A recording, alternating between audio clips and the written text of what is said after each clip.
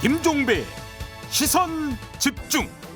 여러분 안녕하십니까, 김종배입니다. 정부가 김영란법에 규정한 식사비 한도 3만 원을 5만 원으로 상향하는 것을 검토 중이라고 하는데요. 일부에서 이 문제 짚어보고요. 최근 국내 가수들이 독도는 우리 땅에 맞춰 춤을 추는 영상의 독도 챌린지가 세계적으로 화제를 모으고 있다고 하는데, 이 현상의 배경이 무엇인지 2부에서 짚어보겠습니다. 11월 18일 토요일 김종배의 시선집중, 광고 듣고 시작합니다.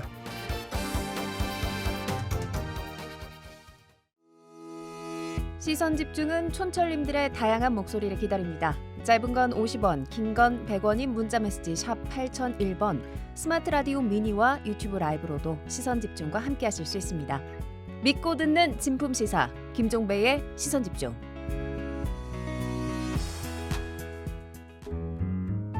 아침을 깨우는 이슈 한 편 같이 들으실래요? 등 토닥이는 토요일의 이야기 토닥토담. 네, 토닥토담 세 분과 함께합니다. 문화심리학자 한민 작가 모셨고요. 어서 오세요. 네, 안녕하십니까. 장윤미 변호사 모셨습니다. 어서 오세요. 네, 안녕하세요. MC 장원과 함께합니다. 어서 오세요. 네, 안녕하세요. MC 장원입니다. 네, 오늘도 어김없이 주제와 관련된 오디오 듣고 이야기 시작하겠습니다. 현재 청탁금지법, 일명 김영란법은 식사비의 한도를 3만 원으로 정하고 있는데요. 국민권익위원회가 상한선을 올리는 방안을 놓고 공식 의견 청취 절차에 들어갔습니다. 좀 물가가 많이 올랐잖아요. 그래서 3만 원에서 5만 원 오른 것도 그렇게 뭔가 비도덕적이다는 아닌 것 같아요. 음식점 사장님들은 식사비 기준 논의에 기대감을 나타냈습니다. 경기가 안 좋아 손님이 적은 데다 물가는 많이 올라서 3만 원이 예전 같지 않기 때문입니다. 하지만 식사 한 끼 3만 원이 남의 일처럼 들린다는 시민들도 있습니다. 아니죠. 충분한 것 같은데 점심을 되게 비싼 걸 드시는 것 같다라는 생각, 되게 좋은 한정식을 드시는 것 같다라는 생각이 드네요. 권익위원회는 지난 8월 추석을 앞두고 선물 상한액을 높이는 방안만 의결한 바 있습니다. 2달여 만에 다시 식사비 상한을 검토하게 된 건데, 최근 윤석열 대통령이 자영업자의 어려움을 전하며 김영란법의 식사비 한도가 현실과 동떨어져 있다고 지적한 게 영향을 미쳤습니다. 네, 식사비. 여기서 한도라 하면 1인당 한도입니다. 네. 그죠? 지금까지는 1인당 3만 원. 그러니까 공무원 같은 사람이 다른 사람과 밥을 먹을 때 3만 원 이상을 먹으면 안 된다. 안 된다. 그죠? 자기 돈 내고 먹는 거야. 3만 원이 아니라 30만 원도 네. 상관없죠. 그죠? 근데 그게 아니라면 3만 원인데, 김영란법이 시행이 된 게 2016년부터입니다. 네. 그로부터 어언 7년. 그 사이에 음식값 엄청 오르지 않았냐. 3만 원 너무 비현실적이다. 이런 이야기잖아요. 자, 장윤미 변호사님 어떻게 생각하십니까? 5만 원 어떻게 생각하십니까? 저는 3만 원 가이드라인이 그냥 유지가 됐으면 좋겠다는 입장이에요. 왜냐하면 일단 많이 오르고 이런 부분이 있는데 정말 소비 진작으로 이어질지 조금 의문이기도 하고요. 그리고 이런 가이드라인이 사실 유명무실화됐다라는 이야기들을 제가 이제 기자분들한테 상당히 많이 듣기도 합니다. 네. 이제 기자와 이제 취재원들이 식사를 이를테면 할 때 언론인도 이 부정청탁금지법의 대상이기 때문에 맞아요. 3만 원 이상을 뭐 이른바 얻어먹으면 안 되는 거예요. 네. 그런데 여기에 아마 3만 원짜리 식사는 잘 맞출 수 있지만 이제 술이 들어가고 하면은 그 비용을 좀 맞추기가 어려워지는 건데, 최소한 이 가이드라인을 지켜줘야 그래도 조금 마시고 덜 낭비하게 되지 않을까라는 생각이 저는 듭니다. 한민 작가님 어떻게 생각하십니까? 예, 저는 5만 원 정도까지는 올릴 수 있지 않을까 하는 입장인데요. 제가 요새 고속도로 휴게소를 좀 다녀봤는데 네. 기본적으로 막 11,000원, 12,000원, 3,000원 하더라고요. 예. 기본 식사가. 예. 그러니까 휴게소 식사 그럴 정도면은 이제 다른데 음식값도 이제 뭐 예상할 수 있을 거고요. 네. 그리고 이제 지금 이제 물가가 오르는 이유가 주로 외부적인 요인이 많이 있지 않습니까? 뭐 네, 우러 그렇죠. 전쟁이라든가 뭐 팔레스타인 문제도 그렇고 뭐 음. 파나마 운하 문제도 있고 그래서 이런 타격이 지금 자영업자분들한테 좀 많이 클 것 같아서 예. 약간 올려주는 것도 괜찮지 않을까 싶습니다. 우리 M장은 어떻게 생각하세요? 전 반대입니다. 올리는 거? 예, 김영란법의 취지 자체가 네. 이 금액을 정해줄 테니 여기에 맞춰서 잘 먹어라가 아니라 그렇게 오해받을 소지가 있는 자리 자체를 피하라라는 게 이 법의 취지고 목적입니다. 네. 근데 물가가 올랐다고 같이 올려주는 건 사실 저는 이 취지와 너무 맞지 않다라는 생각이 드는 거죠. 저는 사실 지금 1인당 3만 원짜리 밥만 얻어 먹어도 그 사람 부탁 웬만하면 들어줄 것 같거든요. 근데 5만 원짜리 사주면 녹아내릴 것 같은데. 소박하시다. 네. 녹아내려요. 3만 원짜리 밥 얻어먹기 쉽지 않습니다. 그래요? 1인당 3만 원짜리 왜 저 보면서 얘기해요? 근데? 못 얻어먹었잖아요. 자, 여기서 그러면 우리가 좀 약간 나눠서 봅시다. 그러니까 올려야 된다라는 주장은 크게 보면 두 측면이 있어요. 하나는 지금 잠깐 이야기했던 거죠. 그 사이에 식자재 값이 많이 올랐고 그래서 음식값도 인상이 됐는데 현실 아니냐. 그럼 이것도 반영을 해줘야 되는 거 아니냐. 이 측면이 하나가 있고 또 한 가지는 이제 명절 때마다 나오는 게 이건 이제 식사비고 그건 이제 선물인데 주로 선물 한도가 너무 하다 보니까 농산물 이런 데 판매 지장이 있다. 풀어줘야 되는 거 아니야. 그래서 한시적으로 풀어주고 이런 경우도 종종 있어요. 그러니까 소비 진작 차원. 이게 또 하나의 명분인데 자, 여기서 그럼 첫 번째 뭐 지금 세 분이 돌아가면서 잠깐 말씀하시면서 그 얘기가 이제 좀 잠깐 나오기는 했지만 3만 원이라고 한도를 만약에 우리가 인정을 한다면 그 7년 사이에 물가 인상 부분은 반영을 해줄 수도 있는 거 아닐까요?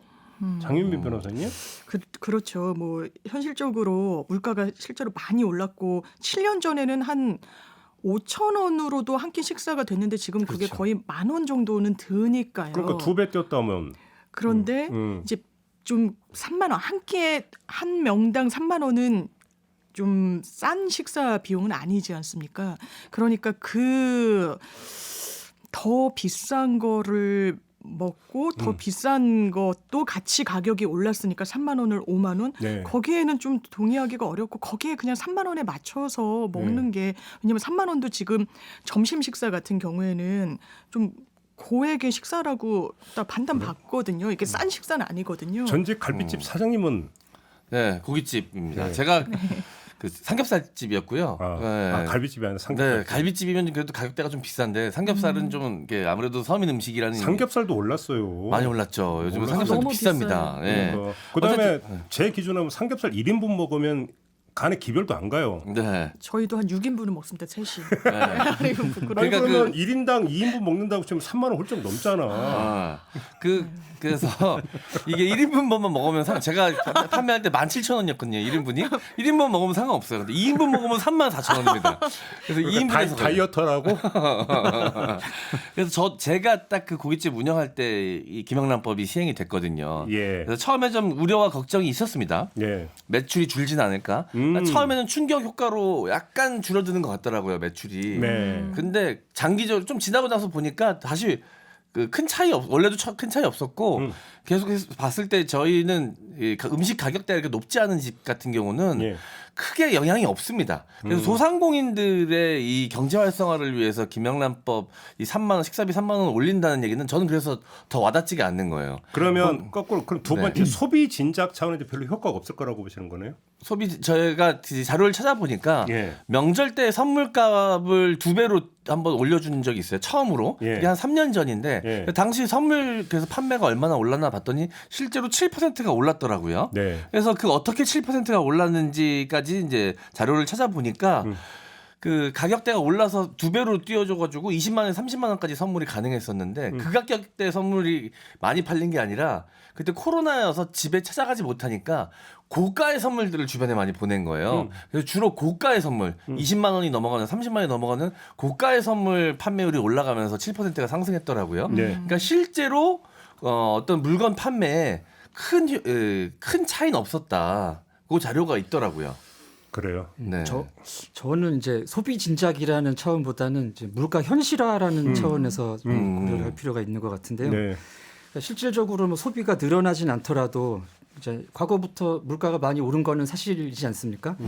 근데 김영란법이 2016년부터 시행이 됐다고는 하지만 사실 이제 이 만들 때 그 2003년에 만들어진 공무원 행동 강령을 참고해서 가격을 설정했다고 해요. 그러면 이제 한 20년 가까이 된 거죠, 사실은. 그렇기 때문에 그렇습니다. 근데 20년 전에 3만 원이면 그건 어마어마하게 어마어마하게 비쌌던 거죠. 그때는 아마 그 한정식도 한 5만 원이면은 했을 거. 그때는 뭐 지금은 제가 그 아버지 팔순이라서 한정식 예약을 하려고 보니까 1인분에 막 15만 원만 도 아니, 그건 너무 비싼데 아니 요즘 비싼 데를 알아봤는데 대중적 한정 3만 원 이하도 많아요. 죄송합니다. 맞습니다. 비싼 데부터 알아봐가지고. 이게 보면 공무원 밀집 지역들 있잖아요. 뭐 과천. 그 근처에 보면 고급 한정식 집들이나 이런 데가 좀 많긴 합니다.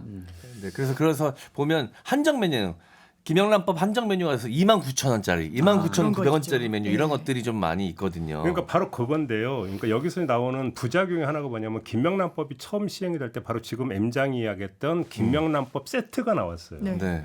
근데 만약에 5만 원으로 올려주면 네. 거기에 맞춰서 49,000원짜리가 맞아요. 이제 네. 세트가 개발이 될 거라는 네, 거죠. 네. 그러면 물가 상승에 따른 자연스러운 반영을 넘어서 물가 인상을 오히려 선도하는 끌고 가는 이런 현상이 발생할 수 있다라는 부작용이 있는 거죠. 네. 예. 왜냐하면 3만 원짜리가 한도기 때문에 거기 안에서 좀 먹어야 된다라고 했는데 이게 5만 원으로 상한선이 정해지면 접대를 해야 되는 입장에서는 3만 원짜리를 사기는 좀 어려울 수 있거든요. 이게 약간 체면상 뭐 이런 거 있잖아요. 그러니까요. 그러면 5만 원에 맞춰서 하면 출혈도 커지고 이게 정말 물가 상승이 될 수도 있고요.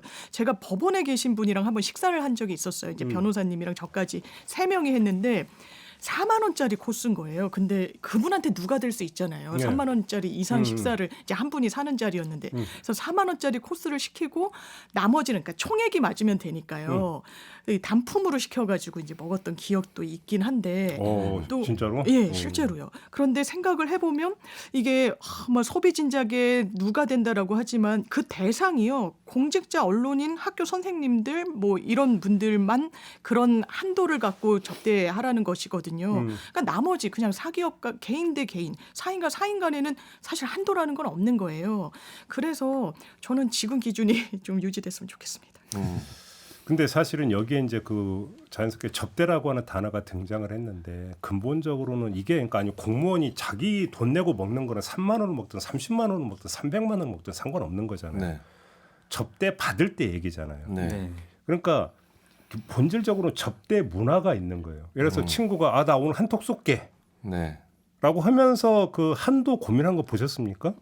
왜냐하면 그 한도는 고려 대상이 아니에요. 어차피 그렇죠. 그 지불이 그렇게 안 될 거니까. 네네. 근데 왜 접대를 하면 꼭 그런 식으로 접대를 해야 되느냐라는 문제가 있잖아요. 룸에서 아, 네. 정식이나 코스 요리를 꼭 먹어야 되는 이유가 뭐냐라는 거예요. 제 얘기가. 어? 접대했다는 느낌, 접대받았다는 기분 이런 게 충족되니까 그런 것 같아요. 서빙을 계속 요리마다 해서 오고 그러면 또 이 서버분한테 또 비용도 조금 드리기도 하고 돈과 돈이 계속 그러니까 이렇게 낭비가 쉽게 되는. 하면 폼 잡는 문화잖아요. 폼 잡는 문화라고 봐야죠. 접대의 의미 자체가 이제 관계를 형성하는 데 많이 있습니다. 네.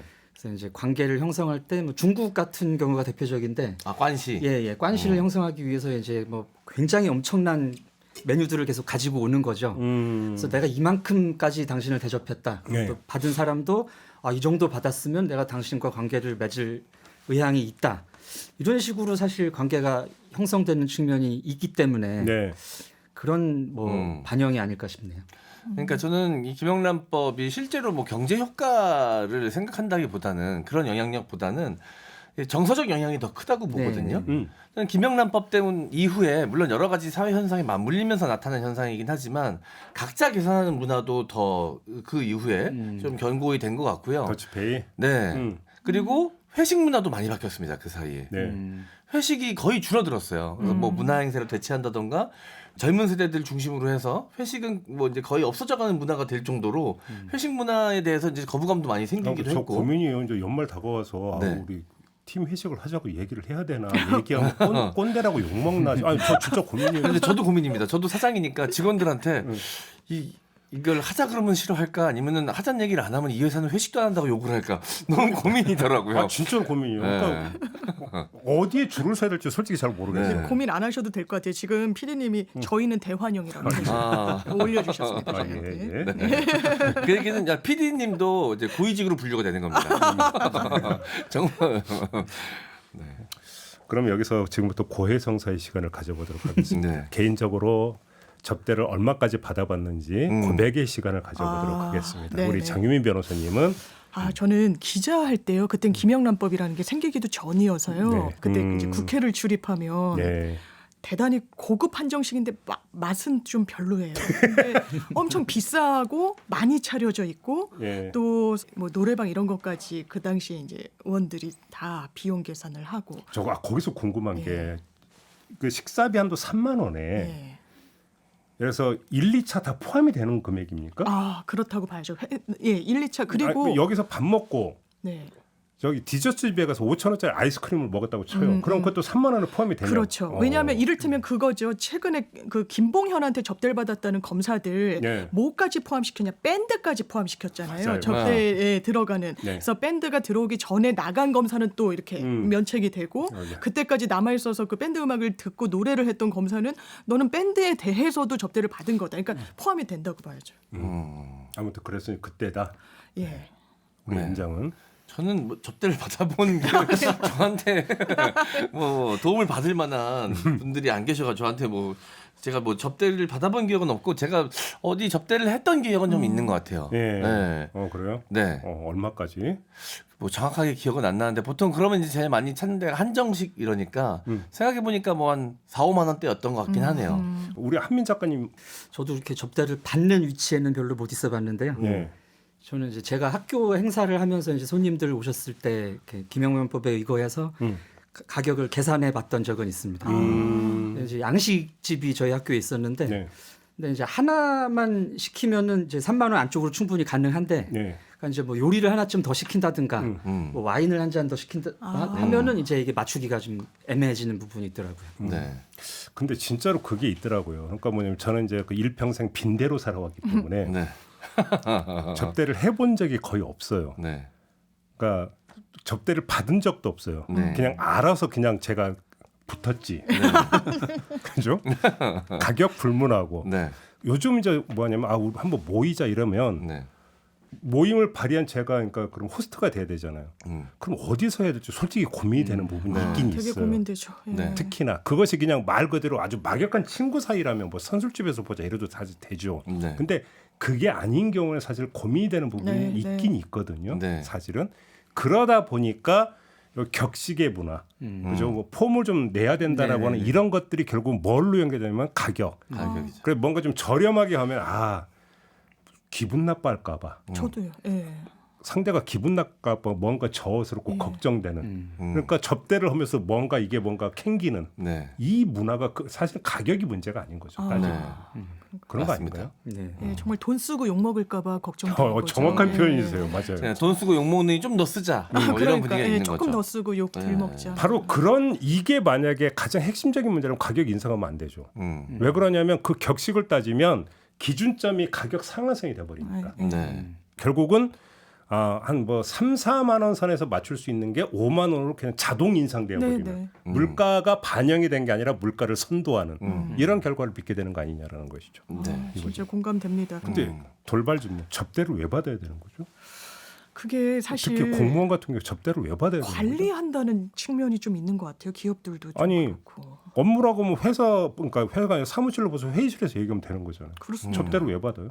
딱딱하게 물어보는 거고. 관계를 중시하는 문화 때문인 것 같아요. 이게 이제 한국만 그런 건 아니고 네. 이제 아시아 쪽에는 뭐 대부분 이 접대 문화가 있습니다. 중국은 뭐 원조라고 할 수가 있고 일본도 이제 우리나라식 접대의 원조 국가에 가까운데 아무래도 관계를 유지한다는 그게 측면 때문에 문화가 있는 것 같아요. 그러니까 집에 손님을 초청할 때도 네네네. 상다리 부러지게 차리잖아요. 네. 남기더라도. 그렇죠. 네. 안 하면 욕 먹을까 봐. 그것도 그렇고 이제 마음을 쓴다는 표현이 되기도 하니까요. 그러니까 마음을 물질로 표현하는. 네, 물질로. 이래야 이게 문제죠, 사실은. 그렇죠. 이제 사업하시는 분들은 회계 관리를 세무사분들한테 맡기잖아요. 도는 이야기가 이 안에서 이제 업계 이제 룰처럼 세무사를 구할 거면 그 세무서 주변에 있는 세무사랑 계약을 하는 게 좋다. 그러면 아무래도 거의 공무원들이랑 어떻게 친분 관계도 좀 유지를 하고 그런 게 있고 있죠. 네. 그러다 보면 뭐 조금이라도 이 혜택을 받을 수 있고 도움을 받을 수 있으니 세무서 근처에서 사무실을 개업하고 일하는 세무사와 계약을 해라. 뭐 이런 얘기를 그냥 시쳇말로 하거든요. 그런 게 뭐냐면 근처에 있으면 자주 만나게 되고 자주 만나면 밥이라도 한 끼 더 먹고 그 관계 형성이 아무래도 이제 잘 되어 있을 것이다. 예. 이런 기대감 때문이거든요. 그렇죠. 이게 이제 이런 어떤 데서 이제 나온 게 스폰서라고 하는 단어도 사실은 나온 그렇습니다. 거고. 그다음에 뭐 사건이라고 한다면 가짜 수산업자. 그런 거 있었죠. 이게 그러니까 최근에 가장 대표적인 사건 아니겠습니까? 이거는 뭐 식사비 3만 원 수준이 아니었잖아요. 그렇죠. 고급 차를 막 대고 이랬으니까요. 그러니까요.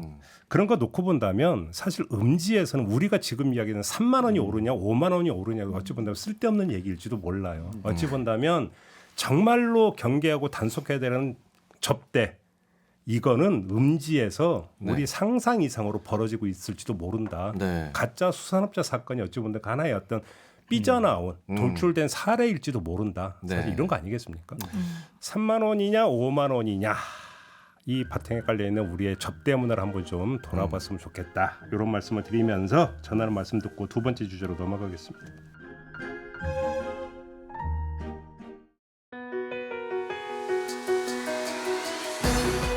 함께 가야 할 길을 묻습니다. 김종배의 시선 집중. 네, 김종배의 시선 집중 토요일 코너 토닥토담 세 분과 함께하고 있습니다. MC 장원, 장유미 변호사, 한민 작가 세 분과 함께하고 있는데요. 두 번째 주제도 오디오 듣고 이야기 시작하겠습니다. 아이브, 샤이니, NCT 한국뿐 아니라 해외에서도 큰 인기를 얻고 있는 아이돌 가수들이 독도는 우리 땅 노래에 맞춰 춤을 추고 있는 영상이 SNS를 통해 퍼지고 있는데요. 일명 독도 챌린지라고 불리는 이 영상들은 SNS 플랫폼 X에만 수천 개가 넘게 올라왔습니다. 가수들이 실제로 독도는 우리 땅 노래에 맞춰 춤을 춘 것이 아닌 팬들이 자기가 좋아하는 가수의 안무 영상에 독도는 우리 땅 노래를 더 씌운 영상을 만들어 SNS에 공유한 건데요. 한 누리꾼이 올해 독도의 날이 조용하게 지나가 아쉽다는 내용의 글을 올린 것에 K-팝 팬덤이 반응하며 독도는 우리 땅 챌린지가 시작됐습니다. 한국 누리꾼뿐 아니라 해외 누리꾼들에게도 반응을 얻고 있다고 하는데요. 누리꾼들은 이 영상을 공유하며 정부가 해야 할 일을 팬덤이 하고 있다는 반응을 보이고 있습니다. 네, 당연히 독도는 우리 땅이죠. 그렇죠? 뭐 이거는 뭐 여기서 얘기할 필요가 없는 건데 주목할 점은 팬들이 이 영상을 만들었다라는 데 이제 주목을 해야 될 것 같은데 그럼 여기서 팬이라고 하는 것은 젊은 층이라고 봐야 되는 거죠. 그러면 초점은 왜 젊은 층이 독도에 주목을 했을까? 이거 아닐까요? 어떻게 봐야 될까요? 일단 무조건 젊은 층들이 반응하려면 첫 번째는 재밌어야 됩니다. 재밌지 않으면 반응하지 않아요. 참 어려운 얘기 재미. 근데 그게 억지로 하려고 해도 안 되고 자연스럽게 발생한다고 저는 보거든요. 이게 이 젊은 세대들이 봤을 때 재밌는 거죠. 이 독도는 우리 땅이라는 노래에 맞춰서 자기가 좋아하는 아이돌 밴들이 칼군무, 소위 말하는 칼군무, 진지하게 칼군무를 추는 모습이 재밌는 거죠. 노래의 결과 춤의 결이 맞지 않은데 그게 의외로 또 잘 어울리니까 거기서 나오는 재미가 일단 첫 번째고요. 이 팬덤들의 요즘 성향을 보면 사회적으로 선한 영향력을 팬덤이 갖추고 있어야 된다라는 생각들이 강해요. 그게 우리가 사회적으로 선한 영향력을 끼쳐야지만 우리가 좋아하는 가수들의 이미지도 좋아진다라는 기대감도 있고 BTS 아미 그런 데서 아미도 대표적으로 그렇죠. 그리고 옛날에는 이제 가수를 좋아하는 팬덤들을 향해서 약간 낮잡아 보는 인식들이 좀 있었습니다. 무슨 뭐 이렇게 불어가면서 비하 표현들이 좀 있었잖아요. 그런 표현들로부터 좀 벗어나고 싶기 때문에 우리 팬덤은 이런 사회적으로 선한 그래서 뭐 어떤 봉사활동도 많이 하고 사회적으로 선한 영향력을 끼칠 수 있는 여러 가지 챌린지들을 진행하는데 그런 여러 가지 이 조건들이 딱 맞아 떨어진 거죠. 일종의 사회 참여다. 사회 참여 일환이다. 이렇게 해석할 수 있다. 한민 작가님 어떻게 생각하세요? 저는 이제 근원적으로 그 불안감이 좀 작용을 하지 않았나 싶습니다. 어떤 불안감이요? 최근에 이제 정부가 바뀌면서 일본에 대한 태도가 확 달라지지 않았습니까? 우리나라의 그 국가적인 태도가. 그래서 뭐 과거사 문제도 그렇고 오염수 방류에 찬성하는 뭐 이런 입장도 그렇고 독도까지 어쩌면 주겠는데 약간 이런 불안감이. 그 불안감? 독도 뺏기는 거 아니야? 영토 주권 침해에 대한 불안감. 그렇죠. 그러니까 분명히 이제 정부는 말을 하지 않을 것 같으니까 우리라도 좀 하지 않으면 이게 진짜 묻히는 거 아니냐. 일본의 주장이 사실처럼 받아들여지는 게 아니냐 해서 영향력을 좀 키우고자 나오는 움직임인 것 같습니다. 근데 지금 그 한민 작가님 말씀을 듣다 보니까 이 독도 챌린지가 나오기 직전에 사실은 많이 나왔던 뉴스가 이 그 독도에 대한 어떤 홍보, 국제 홍보전에서 밀린다 이런 어떤 유의 그 기사가 좀 나온 적이 있었어요. 그런 기사도 나왔고요. 아주 근거 없는 전망이 아니라는 생각이 저는 드는 게 일단 미 국무부가 이 지도에 표기를 할 때 동해를 일본해 단독 표기를 하기로 했어요. 일본해면은 동해에 위치한 독도는 일본 영토라는 인식이 세계적으로 좀 퍼지는 부분이 있죠. 그런데 우리 정부가 거기에 대해서 세게 어떤 문제 제기를 하거나 했느냐? 그렇진 않거든요. 그리고 또 팬들이 지적하는 것 중에 하나가 이런 게 있더라고요. 그러니까 경상북도 같은 경우에는 10월 25일 독도의 날을 그동안 계속 기념해왔대요. 기념 행사도 하고.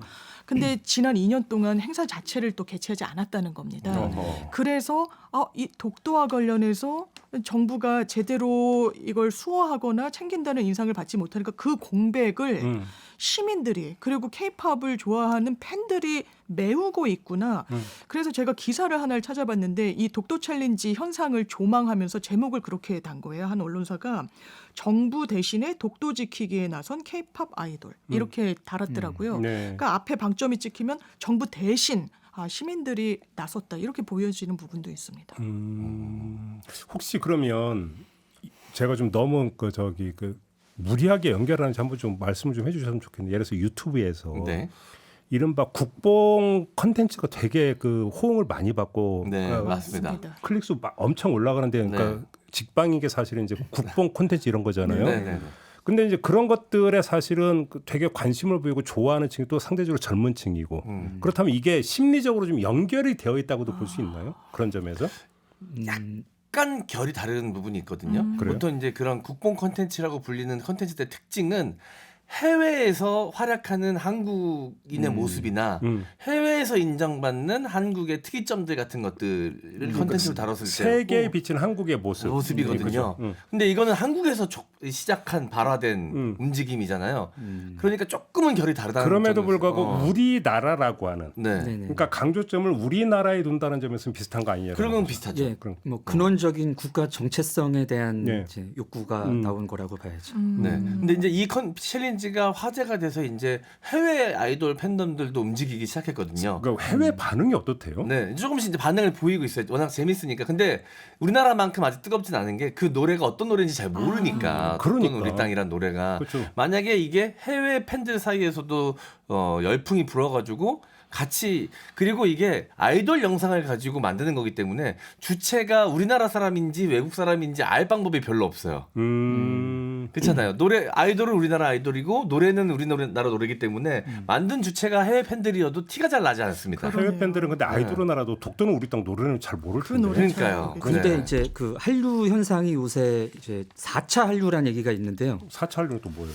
그러니까 이제 공식적인 용어는 아닌 걸로 알고 있는데 이제 한류의 변천사에 따라서 예전에는 뭐 이제 배우나 가수 자체에 주목을 했다.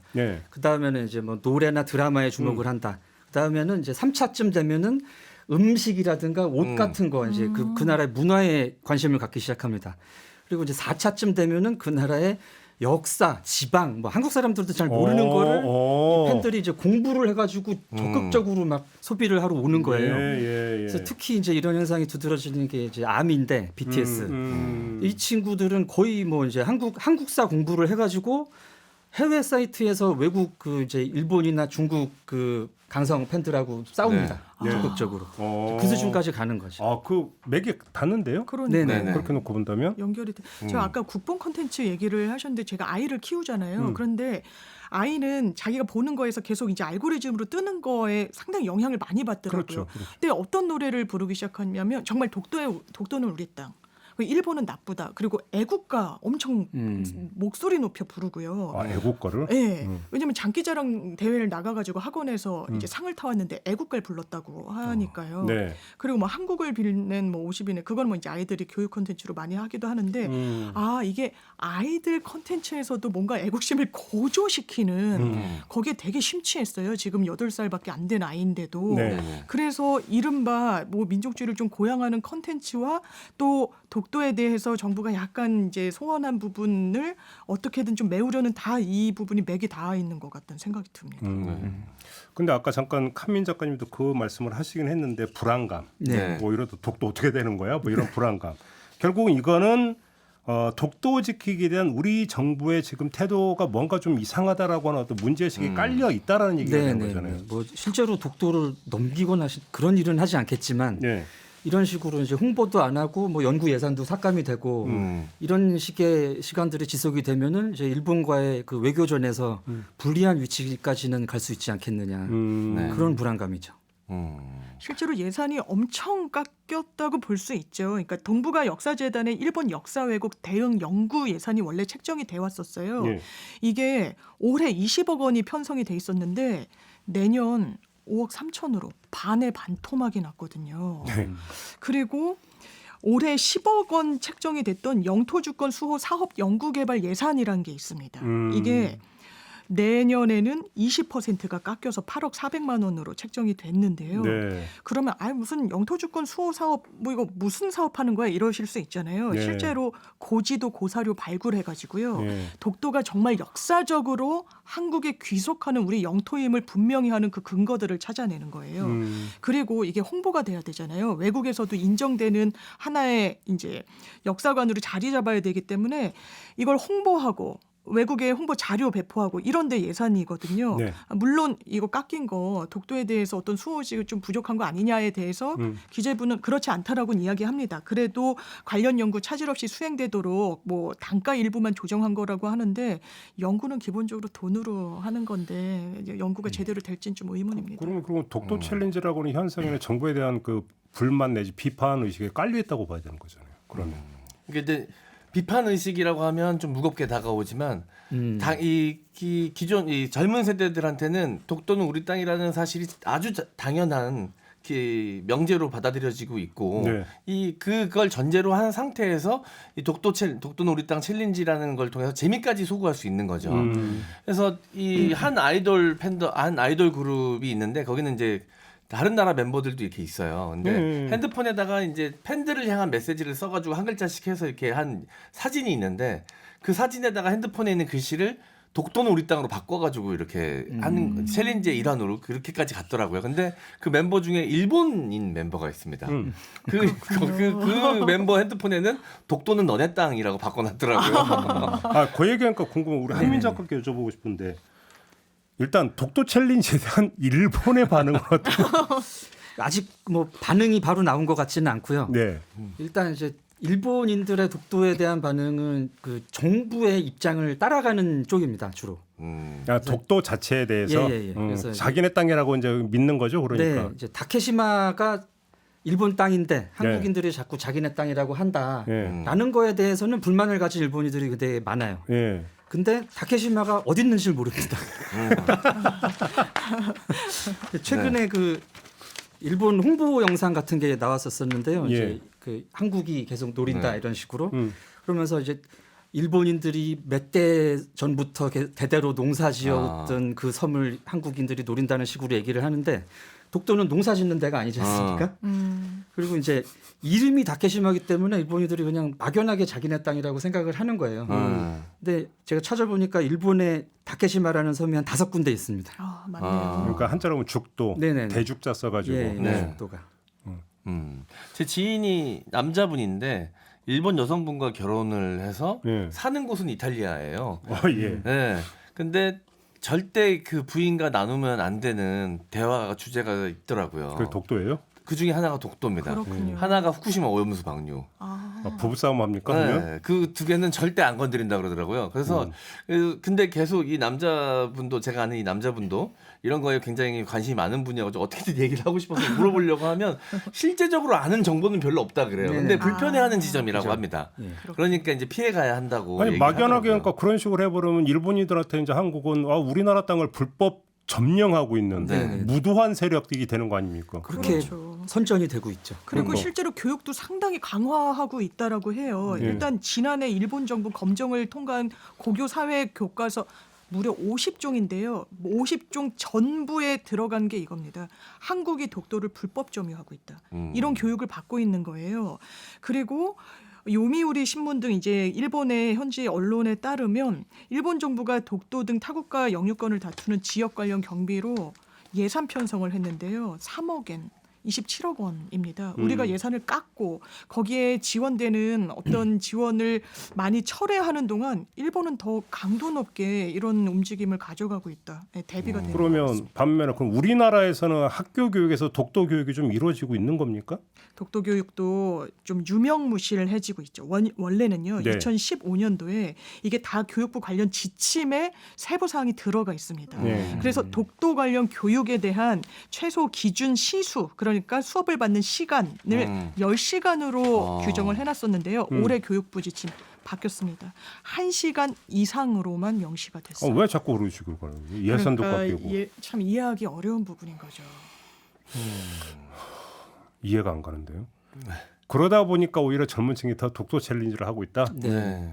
저는 이제 이 부분에서 그 지금 우리 젊은이들을 굉장히 믿음이 가는 것이 그러니까 교육을 안 받아도 한국 젊은이들은 찾아서 자기들이 공부를 합니다. 그리고 이게 옳다고 생각하는 게 있으면은 뭐 어떤 식으로 내가 부모한테 배웠든 선생님한테 배웠든 자기가 옳다는 방향으로 가려고 하는 게 좀 있거든요. 그런 부분 때문에 저는 그래도 정부의 이런 뭐 교육이나 예산 삭감이 있어도 이렇게 쉽게 어떤 누구의 의도대로는 흘러가지 않을 것으로 믿고 있습니다. 근데 어쩌면 제일 먼저 짚었어야 되는 얘기이긴 한데, 그러니까 그 아이돌 스타들이 독도는 우리 땅이라는 노래에 맞춰서 춤을 춘 게 아니라, 맞습니다. 그러니까 자기들이 어떤 발매한 그 어떤 노래에 맞춘 어떤 그 춤에, 그러니까 그 팬이 독도는 우리 땅이라는 음악을 입혀가지고 다시 편집을 한 거잖아요. 네, 그렇죠. 근데 그럼 아이돌이나 그 소속사는 아무 얘기가 없습니까? 사실 그냥 두고 보고 있죠. 이게 바이럴이 되니까 긍정적인 일이긴 하지만 사실 일본 시장도 무시할 수는 없거든요. 아이돌 시장에서. 근데 독도 이야기를 직접적으로 아이돌 멤버들이 하는 것만으로도 정치적으로 비화될 수 있기 때문에 사실 조심스러운 분위기인 것 같긴 해요. 그래서 뭐 구체적으로 반응을 한다던가 직접 부르면서 이 춤을 춘다거나 하는 현상은 아직까지는 이루어지진 않고 그렇다고 있습니다. 하지 말라고 하면 이제 국내에서 역풍 불 것 같고 이러지도 못하고 저러지도 못하고 있는 상황입니까? 방치. 네. 아니 두고 보는 거죠. 그냥 그렇게 팬들끼리 재미로 소구하고 있으니까. 그런데 또 긍정적인 영향도 있으니 굳이 거기에 대고 좋다 나쁘다라고 얘기할 필요가 없는 것이죠. 그러는 게 현명하겠네요. 네. 분명 이제 이게 팬덤이 하는 이런 놀이를 보면 계속 발전하거든요. 근데 이제 해외 팬들은 재미로만 소구를 하겠죠. 노래가 가사가 뭔지 모르니까. 분명 이제 이거 영어로 번역본이 나오기 시작할 겁니다. 전 세계어로 번역하시는 분들이 나올 거예요. 노래 가사의 의미도 전달하기 위해서. 그리고 요즘은 이제 해외 팬덤들도 보면 그냥 재미로만 소구하지 않고 공부를 합니다. 그래서 일부러 이제 한국의 아이돌들을 좋아해서 한국의 드라마를 좋아해서 한국어를 공부하는 열풍이 불 정도니까 이제 이 노래가 뭘까라고 궁금해하고 이 노래에 대해 내용에 대해서 공부하다 보면 독도의 존재에 대해서도 인지하는 해외 팬들이 나타날 수 있죠.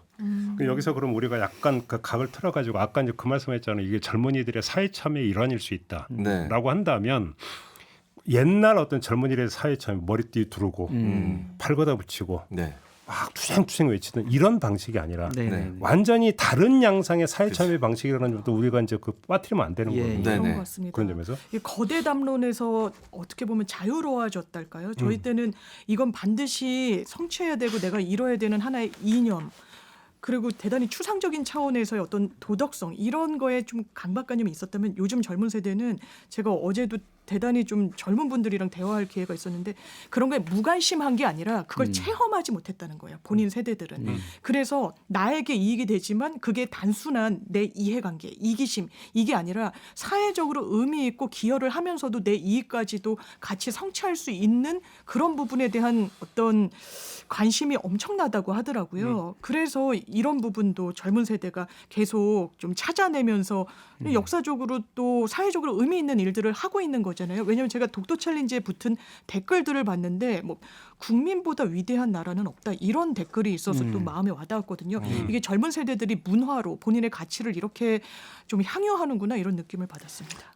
저는 이게 오히려 그 과거에 이제 뭐 운동권 세대에서 있었던 투쟁의 방식보다 한국 사람들의 보다 근원적인 저항 방식에 가깝다고 생각을 합니다. 풍자와 해학이라는 이제 방식이 과거에 있었잖아요. 옛날에 마당물이나 이런 예. 그렇죠. 탈춤이나 이런 거 보면 이제 상황 자체를 이제 우스갯거리로 만들고 그렇죠. 또 이제 그 상황을 이제 즐기면서 그렇죠. 지치지 않고 갈 수 있는 방법이기 때문에 그렇게 연결이 되나요? 네네. 더 바람직한 쪽으로 바뀌는 게 아닌가 싶습니다. 네. 네, 저는 좀 조심스럽고 걱정되는 것이 일단 기본적으로 이런 것들이 계속 좀 더 이 독도 챌린지가 좀 더 활발해지려면 일단 기본적으로 사람들이 계속해서 재밌어 해야 되거든요. 네. 일단은 첫 번째 개념은 놀이 개념이에요. 네네. 근데 이제 기성세대들이나 기존 언론들이 이걸 계속 보도하면서 뭔가 사회적 의미를 더 씌우려고 하면 재밌는 것보다는 의미 있는 것으로 의미가 바뀌면 또 재미가 떨어질 수 있어요. 젊은 세대들한테는. 네. 사실 그냥 재밌어야 되거든요. 일단은.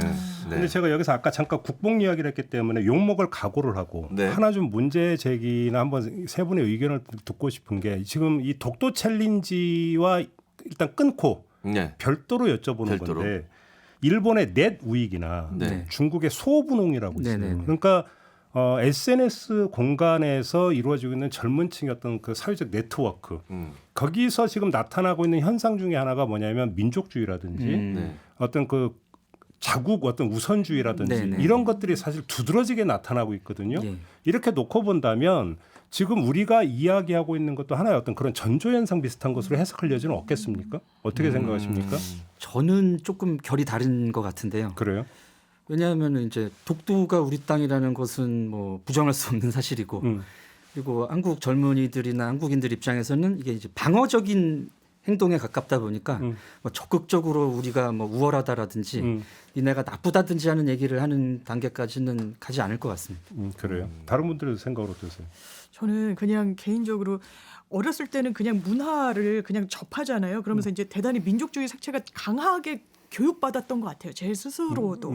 그런데 이제 대학 가고 이러면서 그게 희미해지고 이런 부분이 있었던 것 같은데 지금 막 중국에서도 나오면 여러 각각의 국가들의 문화 같은 것도 자기네들에서 발원했다라고 이야기하고 뭐 김치나 한복이나 여러 문화들. 그러니까. 네, 그런 부분이 자국의 어떤 우월성을 본인의 또 어떤 자존감과 연결시켜가지고 젊은 세대들이 하는 부분 그런 건 좀 우려가 되는 부분이 있고 지금 독도 챌린지 이야기를 하던 끝에 나왔지만 독도 챌린지가 지금 짚어주신 대로 그 맥락에서 거론되고 있지는 않지만 또 이게 어떻게 튈지 모른다는 부분에 대해서는 저희 스스로 경계심을 갖는 건 나쁘지 않을 것 같습니다.